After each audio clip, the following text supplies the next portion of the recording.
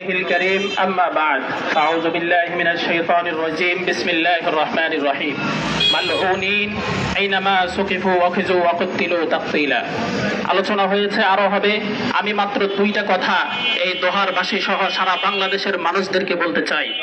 প্রথম কথা হচ্ছে ভারতের কসাই মোদি দীর্ঘদিন ধরে আমার এই সাম্প্রদায়িক সম্প্রীতির বাংলাদেশে একটি সাম্প্রদায়িক দাঙ্গা লাগানোর চেষ্টা করে আসছে।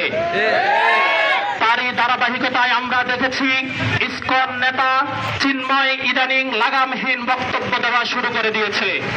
এমনকি গতকাল আমাদের পবিত্র স্থান মসজিদের মধ্যে তারা আক্রমণ করেছে, এমনকি আমার এক মুসলিম ভাইকে তারা জবাই করে শহীদ করে দিয়েছে।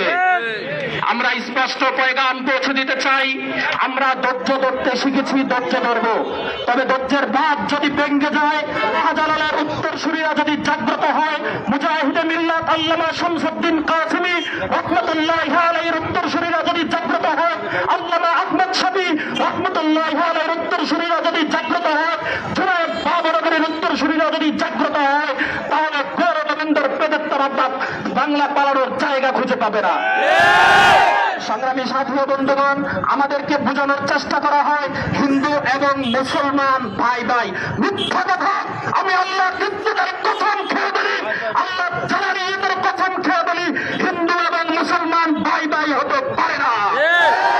কোরআনুল কারীমে আল্লাহ সুবহানাহু ওয়া তাআলা বলেন, আমাদের সবচেয়ে বড় শত্রু হলো মুসলিম তথা হিন্দুরা।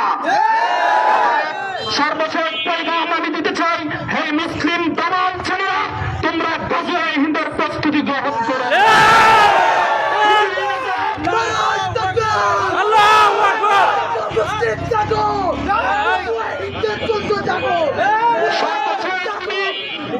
মুসলিম যুবকদেরকে বলতে চাই, সীমান্ত ওই পার থেকে বিজেপি নেতা বারবার হুমকি দিয়ে আমাদেরকে গজওয়ে হিন্দের দাবানা বাজিয়ে দিতে চায়।